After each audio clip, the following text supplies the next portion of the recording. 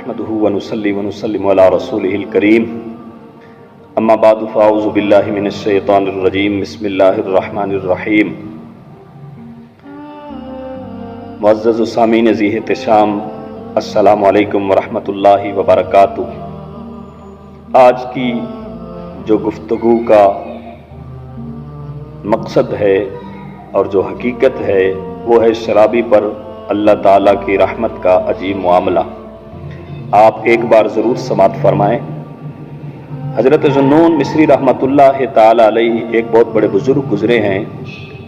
ایک مرتبہ آپ نہر کے کنارے چل رہے تھے تو آپ نے اچانک دیکھا کہ ایک بچھو پانی کی طرف بھاگ رہا تھا، پانی کی طرف دوڑ رہا تھا، اور وہ جانتے تھے کہ بچھو پانی میں تیرنا نہیں جانتا، پانی میں ڈوب جاتا ہے، لیکن پھر بھی پانی کی طرف بھاگ رہا تھا۔ آپ فرماتے ہیں کہ میں نے پانی کے کنارے ایک کچھوے کو بھی دیکھا اور ایسا لگتا تھا کہ جیسے کچھوا کسی کے انتظار میں ہے، اور بچھو آ کر سیدھا اس کچھوے کی پشت پر بیٹھ گیا اور کچھوے نے تیرنا شروع کر دیا۔ آپ فرماتے ہیں کہ میری زندگی میں بڑا عجیب معاملہ پیش آیا، یہی عجیب و غریب چیز دیکھی، اور میرے پاس وقت بھی موجود تھا، ٹائم بھی موجود تھا، تو میں نے بھی کچھوے کے پیچھے چلنا شروع کر دیا۔ حضرت ذوالنون مصری رحمۃ اللہ علیہ فرماتے ہیں کہ چلتے چلتے کچھوا پانی کے دوسرے کنارے پر جا کر رک گیا اور بچھو نیچے اترا اور پھر سے زمین کی طرف بھاگنا شروع کر دیا۔ آپ فرماتے ہیں میں بھی اس کے پیچھے چلنا شروع کر دیا۔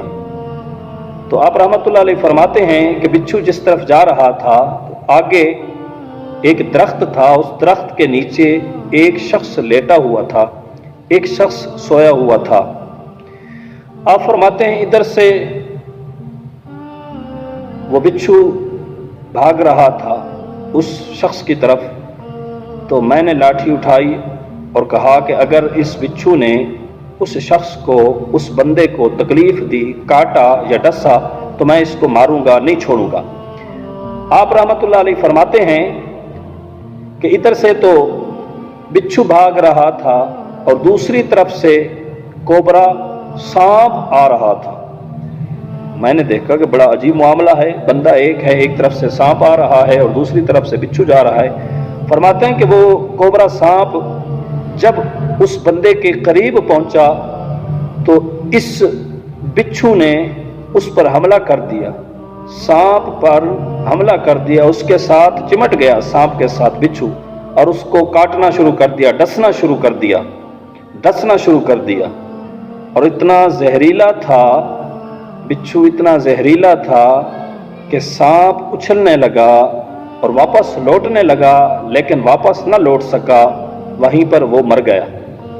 میں نے دیکھا کہ بچھو پھر وہیں سے بھاگا، دوڑا اور نہر کے کنارے کی طرف دوڑ رہا تھا، واپس پھر سے بھاگ رہا تھا۔ میں بھی پیچھے پیچھے چلنا شروع کر دیا۔ جب کنارے پر پہنچا تو وہاں پر کچھوا انتظار میں تھا۔ بڑا عجیب معاملہ ہے، کچھوا بھی انتظار میں تھا۔ آپ فرماتے ہیں کہ پھر میں نے دیکھا کہ بچھو اس کے اوپر بیٹھ گیا اور کچھوے نے پھر تیرنا شروع کر دیا۔ میں بھی پیچھے پیچھے چلا گیا اور جہاں سے کچھوے نے بچھو کو اٹھایا تھا، لیا تھا، وہیں پر چھوڑ دیا اور بچھو پھر واپس بھاگ گیا۔ میرے دل میں خیال آیا، میں نے سوچا کہ یہ بندہ کون ہے کہ جس کی حفاظت کے لیے اللہ تعالیٰ نے کچھوے کا اہتمام کیا اور بچھو کا اہتمام کیا، جس کو بچانے کے لیے بچھو کہاں سے آیا اور اس کو بچانے کے لیے بچھو کا اہتمام کیا گیا۔ میرے دل میں خیال آیا، میں نے سوچا کہ اس شخص کی زیارت تو کرنی چاہیے، اس کو ملنا چاہیے، اس سے دعا کرانی چاہیے، اتنا نیک بندہ تو ہے۔ آپ فرماتے میں چل پڑا۔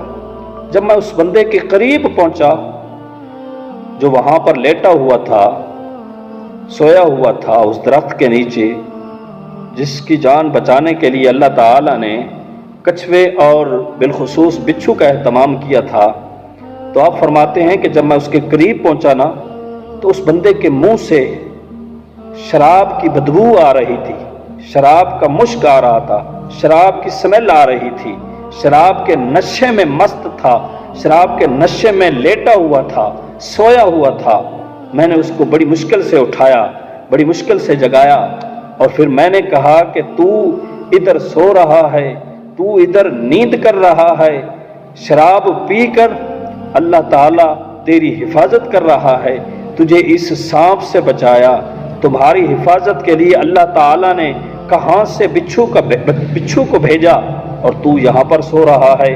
اس کو سارا واقعہ اور ساری حقیقت حضرت ذوالنون مصری رحمت اللہ تعالی علیہ نے جب بیان کی نا، اس کو بتایا، تو وہ رونے لگ گیا اور کہنے لگ گیا کہ میں کبیرہ گناہ میں مرتکب ہو کر اللہ کی نافرمانی کر کے سویا رہا اور سوتا رہا، ادھر میرا اللہ تعالی حفاظت کر رہا ہے، میرا رب میری حفاظت کر رہا ہے، میرا رب کتنا کریم ہے، میرا اللہ کتنا رحیم ہے، میرا اللہ کتنا رؤوف ہے کہ میں گناہ کر کے سو رہا تھا، شراب پی کر سو رہا تھا، میرا اللہ میری حفاظت کر رہا ہے۔ تو کہنے لگے یا اللہ آج میں توبہ کرتا ہوں، مولا میرے پچھلے گناہوں کو معاف فرما، آئندہ میں تیری نافرمانی نہیں کروں گا، میں مولا کوئی اور گناہ نہیں کروں گا۔ تو معزز سامعین ذی احتشام دیکھیں اللہ تعالیٰ اپنے بندے کی کس طرح حفاظت فرماتا ہے، اللہ تعالیٰ اپنے بندے سے کیسے پیار فرماتا ہے، اللہ تعالیٰ اپنے بندے کو کیسے بچاتا ہے ان درندوں سے، ان موذی جانوروں سے۔ یہ دیکھیں اللہ کی رحمت کا عجیب معاملہ، بندہ تو گناہ کر کے سویا ہوا ہے پر اللہ تعالیٰ اس کو بچا رہا ہے، کیوں کہ اللہ اپنے بندے سے پیار فرماتا ہے، اللہ تبارک و تعالیٰ اپنے بندے سے محبت فرماتا ہے، اللہ تبارک و تعالیٰ اپنے بندے کا خیال کرتا ہے۔ تو معزز سامعین ذی احتشام ہمیں بھی چاہیے کہ ہم اپنے رب سے معافی مانگیں گناہوں کی، آئندہ گناہوں کی بھی معافی مانگیں، سابقہ گناہوں کی بھی معافی مانگیں۔ اللہ ہمیں آئندہ گناہوں سے بچنے کی توفیق عطا فرمائے، اللہ تعالیٰ سابقہ گناہوں کی معافی عطا فرمائے۔ اللہ تعالیٰ غفور بھی ہے، اللہ تعالیٰ رحیم بھی ہے، اللہ تعالیٰ کی شان ہے ان اللہ علی کل شیء قدیر۔